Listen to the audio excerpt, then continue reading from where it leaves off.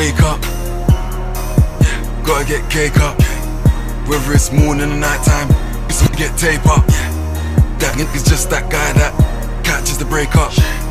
Back is the OG rider. Charlie, I want to thank you for participating in a series I call Self-Made. Absolute pleasure. It's all about talking to people and giving back to fans the idea of how they got there, how they made it.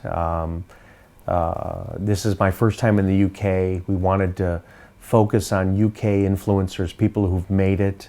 In the US, I've had a chance to sit down with everybody from Post Malone before he cut big to A Boogie and Ski Mask to old school like Rick Ross and DJ Khaled and Nipsey Hussle. To me, you're looking at me, I'm old, but you've been in this a long time. Do you feel that way? Do you feel like you've been doing this a while? To be honest, I do, because I've been doing it my whole life. It's all I've ever known. Like, I've literally been involved in music since I was 9. And then by the time I was 13, I had shows on pirate radio, being DJing. By the time I was 14, 15, I had residencies in clubs around London, Dingles in Camden, where I'm from. That was like my first spot where I used to have to lie about being 18, you know, getting paid £100 a week just to live and, you know, continue doing what I love doing. So it feels like I've been doing it forever. So when did music kick in for you? I mean, 8, 9 years old, how does that? It's crazy. This is a great story. So my mum used to be a cleaner, and one day I got sent home from school. And so I had to go to work with my mum, who was a cleaner, and at the time she was cleaning this lady's house called Lorna, who was a very wealthy lady, and she lived in American terms, a maid? Yeah, pretty much a maid. She used to go and clean this lady's house. Yeah. And so one day I got sent home from school, I had to go to work with my mum. So she was like, right, sit downstairs in the kitchen, don't touch anything, I'll be about 2-3 hours. So I'm like, cool, I'll sit here, I'll wait here, mum, everything will be fine. So 20 minutes, 30 minutes pass, and obviously I'm 9 years of age. So I'm like, all right, this is boring. So I just start looking around this kitchen. Just having a nose, you know, looking at pictures, and then there was this big, massive cassette rack with loads of cassettes. And I remember actual cassettes? Cassette tapes. And I just started looking at loads of these cassettes. And at this, like, I grew up in a household where music was forever playing. So music at this time was a big part of my life anyway. And I came across this cassette with this big, red, bold font, guys peering over to the camera. And I was like, what's this? So I turned it over and I started reading the track listing. And I was like, whoa. Like, some of the things that I was reading it blew my mind. So I was like, right, I'm gonna borrow this tape. So I put the tape in my pocket and I was like, I need to listen to this tape. So then once I did that, I sat down on the table and I was like, I ain't moving. I'm just gonna sit here. I've just borrowed this tape, emphasis on the word borrowed. I was too young to steal. Sure. And anyway, I went home that night and I went into my room and I had this like old cassette deck, which was like covered in paint. It was smashed to bits. Like, I had sellotape to hold on the tape door. Mm. And so I put this tape in and I pressed play. And then the lyrics that I heard, I was just like, whoa. So I pressed stop, jumped under the covers in my bed. And then I never had no headphones. So I was just playing it, but playing it really low. And the cassette was NWA, straight out of Compton. And I spent the next 3 months just listening to this cassette religiously, to the point where I thought I was Ice Cube. I was going to school, I was reciting every word for word, I was getting in trouble, not really understanding the context of what they were saying, but it was just so raw, so exciting, and so challenging. And for me, at that time, as a kid, growing up where I was growing up, I grew up in a place called Camden Town in northwest London. And at the time, you know, I had the highest crime rate in the country. Because the estate that I was from was in between Euston Station, King's Cross Station, and Camden Station. So it was just like a triangle of madness. Did you know it was? At that time, it was normal. Yeah. Because it was home. Yeah. So I used to see crazy stuff on a daily basis. You know, like coming up the stairs into my house, there'd be, you know, junkies on the stairs, like passed out, or, you know, people injecting on a regular basis. But that was normal. It wasn't But you scary. didn't, as a little kid, you didn't know that until you got older. No, until I got a bit older. I mean, by the time I was 9, 10, I was aware, you know, of what was going on. But it was just normal. It wasn't weird. Yeah. You know. So then, yeah, once I'd listened to that tape, I just knew at that point there was nothing else in life that I wanted to do but be involved in music. So from there, it was like, you know, obviously I took school seriously, but in my head, it was always like, I'm going to be involved in music. To whatever capacity that is, I'm not sure, but I'm going to be involved in music. So I went through school with that being my dream. And obviously all the teachers being like, you're crazy. That's not a job. How old were you at the time? So at the time I was 9, so then 10, 11, 12, you know, I was saying this at school and people was like, not gonna happen, it's not a job. But at this time I was DJing and I'd go to the youth club just so I could use the decks. What music would you play? Hip hop, just hip hop. What brought you to that? It was the NWA tape. Yeah. It was that one tape that just changed my life.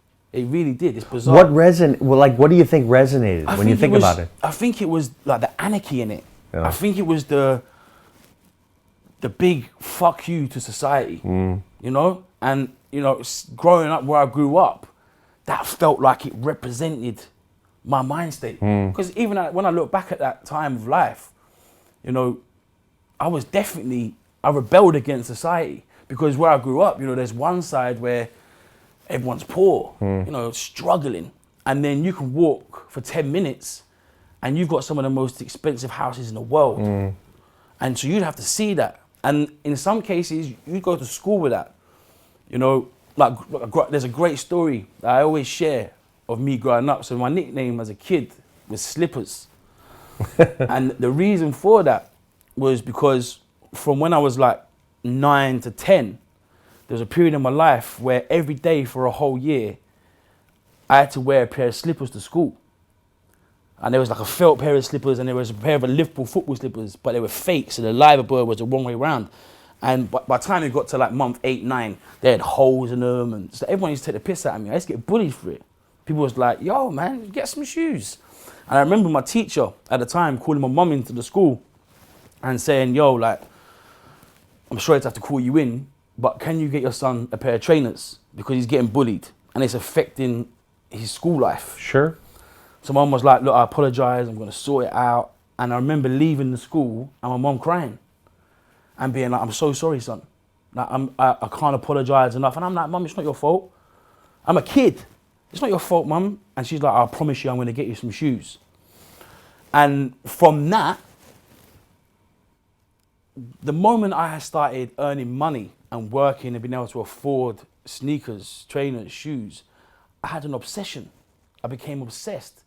And from when I was 14 up until maybe 3 years ago, I would buy trainers at every opportunity. I'd buy some sneakers, some shoes, some trainers, to the point where I've got over 5,000 pairs. Because? Yeah, and I didn't know, I didn't understand. Yeah. I didn't understand why I was doing it. Yeah. I was just doing it. Yeah. And it would make me happy. Yeah. It would make me feel good about myself. I'd be like, why am I doing this? And then when I had to question myself, and I'm like, I've spent a lot of money on shoes and sneakers. Why? And then when I sat down and questioned myself and was, you know, honest with myself, Sure. brutally honest, Sure. it comes back to that moment. It comes back to that moment as a kid of me not having trainers, not having sneakers, shoes, and having to wear slippers, and people taking the piss out of me. And then you start looking at how you conducted yourself with the shoes, the sneakers. You know, I'd always pride myself on having the freshest kicks. And everyone would be like, yo, bro, Sloth, your kicks are wild. And I'm like, yeah, you're right. Yeah, Because I've achieved something, I've done something. Yeah, and that's what it was. That's what it was. It was a symbol of success in my head, even though for other people it may be whatever. So what happened 3 years ago that kicked in? So I've got this outhouse which I've created for my collection. And you know, I've had like the Guinness Book of Records hit me up for a long time. We want to put you in, and you, like, you know, show the world you've got the biggest collection and blah blah blah. And it was never about that for me. It wasn't about that. And it was actually a member of my team that said to me, so if it's not about that, what's it about? Why are you doing this? Why are you spending the amount of money you're spending on footwear? And I'm like, whoa, why am I? And then so when I sit back and I reflect, it all came back to that one moment. Do you think that's where the drive comes from? I think the drive, and again, this is something I've only recently learned. You know, as you get older and really start to pick yourself and try to understand who you are and why you do things. So my granddad came from the Seychelles. And when he came to this country, it was after fighting in the war. He was in the Navy. So when the war was over, they docked at Liverpool. And when my granddad got off the boat, all he had was a pair of jeans, a shirt and a pair of shoes. That's all he had. Never had nothing. And he made a successful life for himself. And he used to always say to me, like when I was a kid, he used to be like, you don't understand how easy you have life. Like I come to this country, the color of my skin didn't help. The fact that I had no opportunities here presented to me on a plate didn't help. People used to put dog shit through my front door. I still made a success of myself. If you can't make a success of yourself in this country with your eyes and your skin color, you'll never, ever, ever, ever do anything. You'll be a bum. And that, he used to say that to me every time I see him. Every single time. So how about the fact that you're a white guy Yeah. in a hip hop world? You know what? Because of where I've grown up, it's only when people say that it means anything to me. Because where I grew up, it was very multicultural. Yeah. Like I grew up with black people, Indian people, Chinese people, and we was one community. Like I didn't understand racism until I got to 13, 14 and stepped outside of my society. Do you know what I mean? Or until police started getting involved, and you know, I wouldn't be the first person they'd approach. Do you know what I mean? And you're like, whoa, cool. You know what I mean? What's the difference between me and everybody else? Yeah. Do you know what I mean? So I never, and even within the music thing over here, I've never really felt that. Obviously, I'm aware to it, and I understand, you know, but growing up as a kid, it was never a thing. And even now, you know, I'm very honored and privileged that I'm able to do what I do and to be accepted for who I am. You know, I'm just an honest, genuine guy. So at 14, 15, 16, what did you think you wanted to be? I just wanted to be involved in music. I wanted to be. You didn't care what it was? Yeah, I mean, at that age, I wanted to be a DJ. So by the time I got to 16, I was doing like 7 different radio shows on 7 different private radio stations throughout the week, having to pay to go on radio, and then doing my residencies at the clubs to pay for that. To pay for it, yeah. And then by the time I got to 17, I was like, I'm not sure this is ever going to be a career, but I want to be involved in music. So I educated myself on all aspects of new media. I taught myself how to edit using Final Cut. I taught myself how to produce music using Logic. I taught myself how to film. Just got a rubbish little camera, upgraded every opportunity, started shooting music videos for people. Taught myself how to use Dreamweaver and start building websites, do coding. Just sat there and spent a good year, 18 months on self-educating myself, training myself on all aspects of new media, so I felt like I was equipped and competent to step into this space. You needed to feel like you knew the end game. Yeah, so I was an important component because I was already in the scene, in the culture, because I'd grown up in it. So then, you know, I started writing music as well. I thought, you know what, I could be a rapper. I can do it. Why not? So I tried doing that for a while. I was pretty shit. Why do you think that? When I look back at the time, I thought I was the best. Yeah. Because I believe in myself so much. I really do. I have so much self-belief. But when I look back now, I wasn't shit. But I wasn't the greatest. And I think that was a moment for me where it was like, all right, I started hearing other artists, and I was thinking, well, they're actually maybe 3-4 years ahead of me. Is this something that I really want to do? Do I want to spend another 3 or 4 years trying to catch up with that person in terms of ability and skill, when by the time I've spent them 3-4 years, they may be another 4 or 5 years ahead of me? Ahead of you. So do I really want to do that? So then, again, I had to just pull it back a bit and ask myself a question. Like, what is it exactly that I want to do? And now I'm 18/19. I'm shooting music videos for people. I'm producing records for people. I'm still doing radio bits here and there. I'm trying to make my own music. I'm making websites for people. I'm doing animation for big brands. And one of my team at the time, Ara and Harry, they was like, what you need to do, this was when YouTube had launched maybe 3 months prior to this conversation. You need to do some kind of vlog to show people, you know, you're quite charismatic. Personality, yeah, you're quite charismatic, and you can pretty much do everything, and you can do it to a very good level. You're not just okay. And I was like, I don't know, man. Like, everyone was doing vlogs at the time. I think it's a bit corny.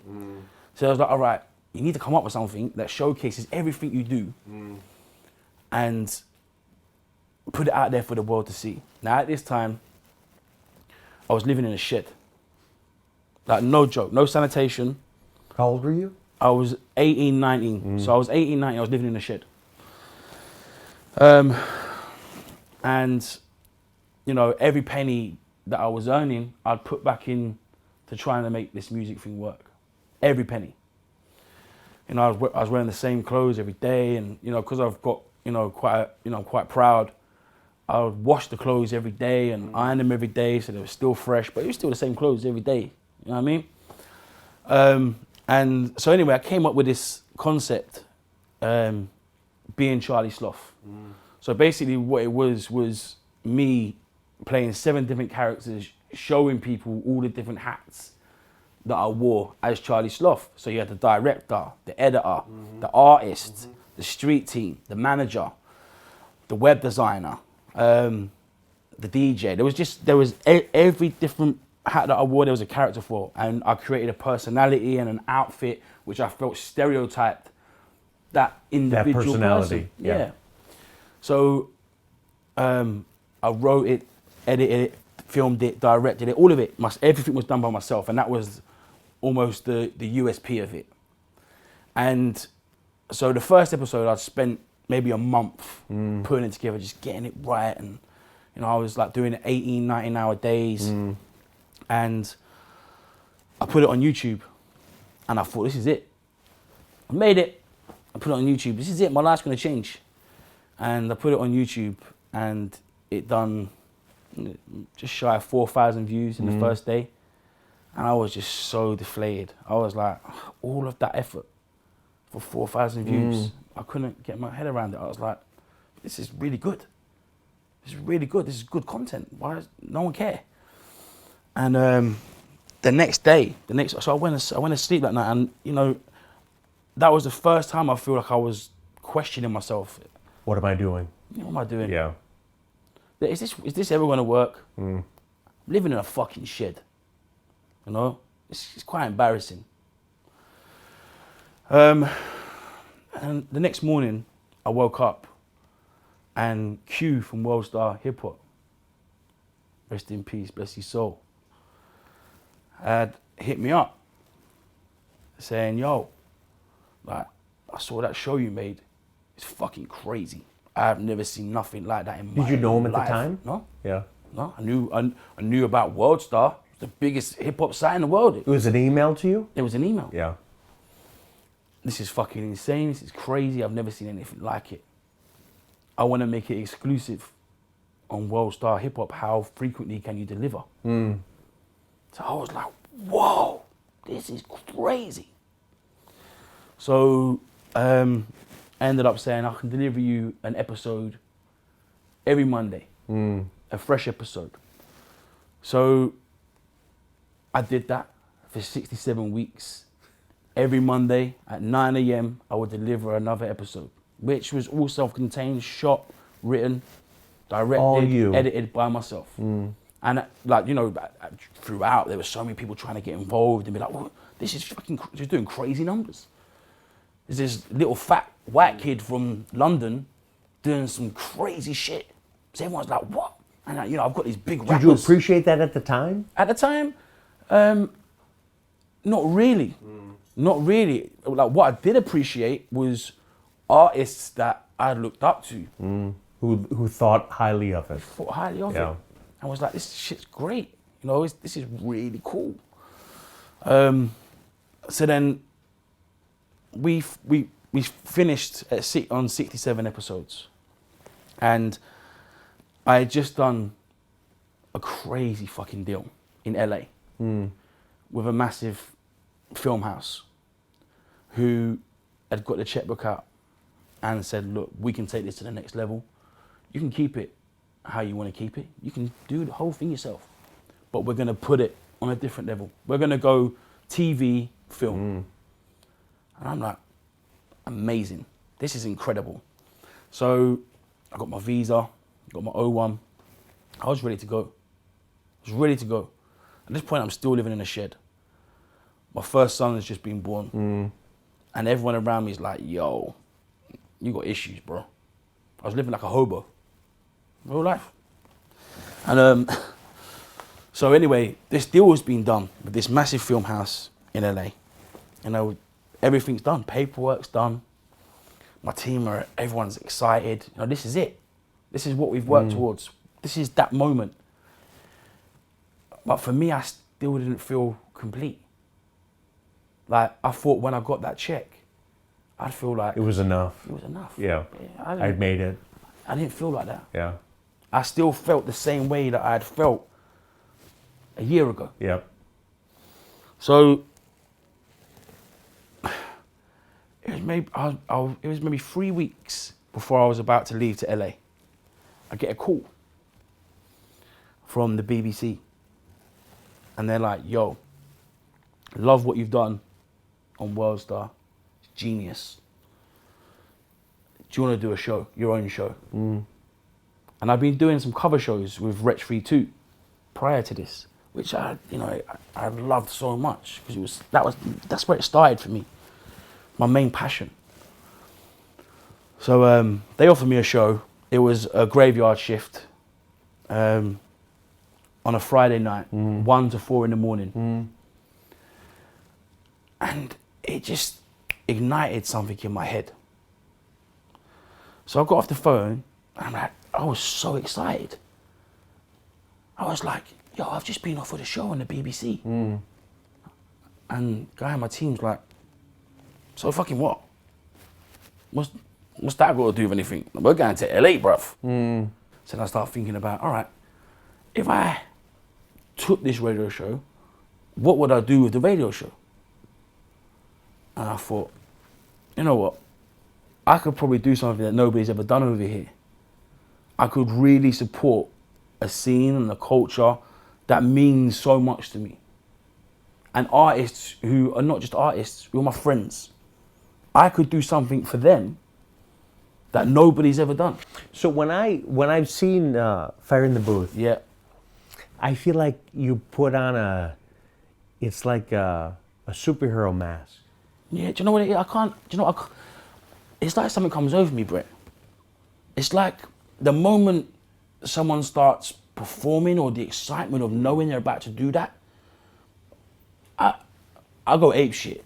Like in my mind. Have you always felt like that? Yeah, like, do you know, because it's like when I watch them back, I get embarrassed.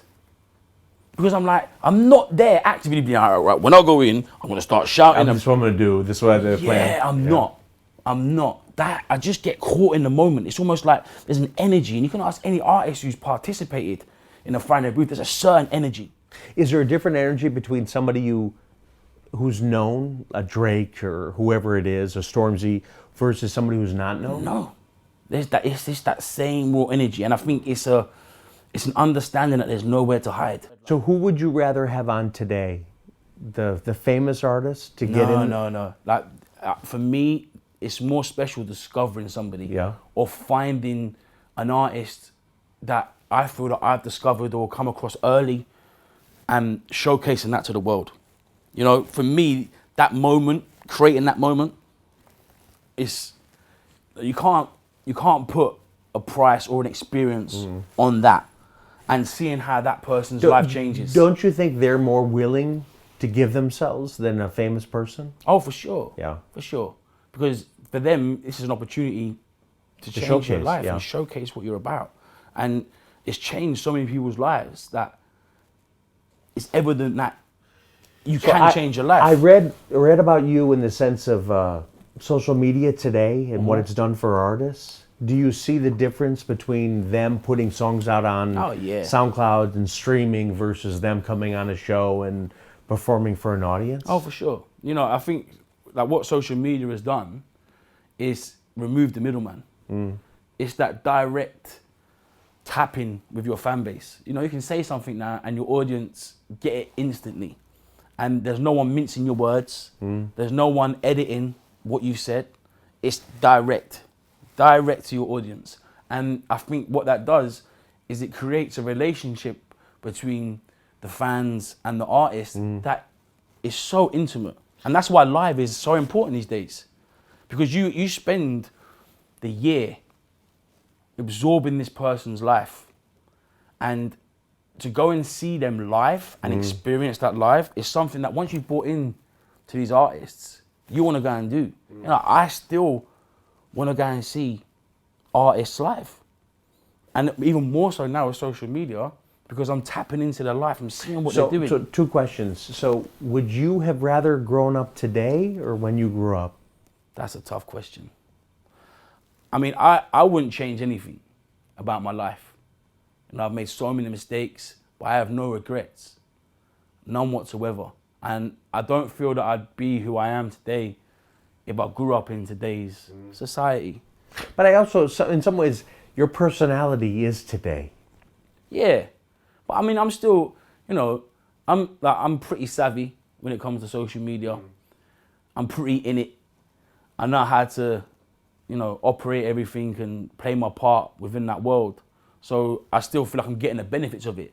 But I still have an understanding of a life with no social media and how much harder you had to work and how differently you had to work to reach your target audience and to be a part of a world that, you know, you cared about. So who would you rather have on, this is a personal question, who would you rather have on, a huge American hip-hop star or a UK artist? I mean, it depends. Like, if it's for selfish reasons, you know, there's some artists from the States who I've not had on. That for selfish reasons, I'd like to have on. But, you know, everything I do is very UK focused. I want to be a part. You feel a responsibility? Slightly. I feel a responsibility to make sure that I'm still championing the music and the culture that has given me the position that I'm in, and to make sure that the world hears the music that I'm so passionate about. And, you know, that was a big part of me joining Apple. And I was going to ask, was that a big decision for you? Huge. I'd been at the BBC for almost 10 years, and there's people there that I love dearly, you know, that are my friends throughout the building. But for me, I just needed a new challenge. You were at that point, I got to try something. I need to try something. Yeah. And I'd achieved everything that I'd set out to do at the BBC, you know?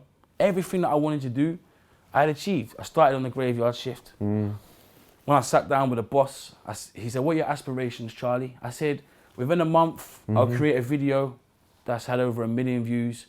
Within 5 years, I'd have replaced Tim Westwood on all of his shows." He laughed at me. And I was like, "Why are you laughing?" He's like, "You know how many times I've heard people say they're going to replace Westwood?" And Westwood was one of my idols growing up. I listened to him religiously. Within 3 years, I had replaced Tim on all of his shows. Fire in the Booth was up and running and doing hundreds of millions of views around the world. And then, you know, time rolls on. I set myself new goals every time. Every time I achieve something, I always like to set myself a new target, a new goal, just to keep me motivated and keep me driving And then one of the big goals was Drake.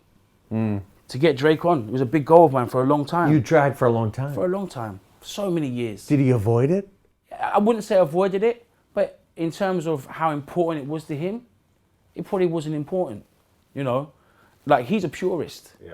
He really is. He's someone who... Did you think he was going to be able to perform? Oh yeah, I knew he would. Yeah. I knew he would. He can rap. He's a purist. When it comes to music, like, he's a fan. That's what I admire about him. And even the way he, you know, involves himself in British culture. I was going to ask, so when I listen to sometimes some of his songs, you hear the British. Oh yeah. Is that a positive? You know, Toronto and London, they're pretty much the same places in terms of lifestyle and culture. Like, our terminology, our slang, the way we dress, the way we treat each other, it's insane. Like, they go hand in hand. And, you know, it's very genuine, his love and passion for British culture and British music. Like, he knows all the words to songs. The fact that he does ingratiates him into the society. Yeah, people love him here. Yeah. He's a guy here. Do you know what I mean? He's Yeah. good. He's good. A lot of people use the UK as a stepping stone. Yeah. They'll dip in, and when it's It's right for interesting. them, they'll use the culture and the scene when it's right for them. But he actually cares. You know, he's a part of it. You know, you'll go into the artist's house and he'll be there. You know what I mean? It's proper. It's not a joke. So what's next for you? I mean, you know, so I've just joined Apple Music and Beats One, and for me, I want to be a part of the story, the narrative of the first British international rap star. And I think we're so close. I think we're closer than we've ever been. And I want to be a part of that journey, that story. Is this your vision or Apple's vision or a little bit of both? This is my vision. And, you know, they've got the platform and the infrastructure and the team to help me on my journey to, you know, help the right artist along to do that. I don't know who it is yet. You know, I've got a few people that I feel have the right qualities to be able to do so, but I just want to be a conduit.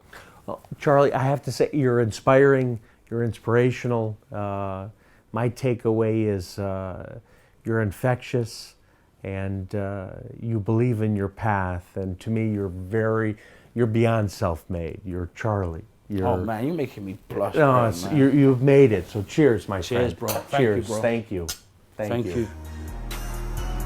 Man, don't play with the workers. Might go back to the pay cut.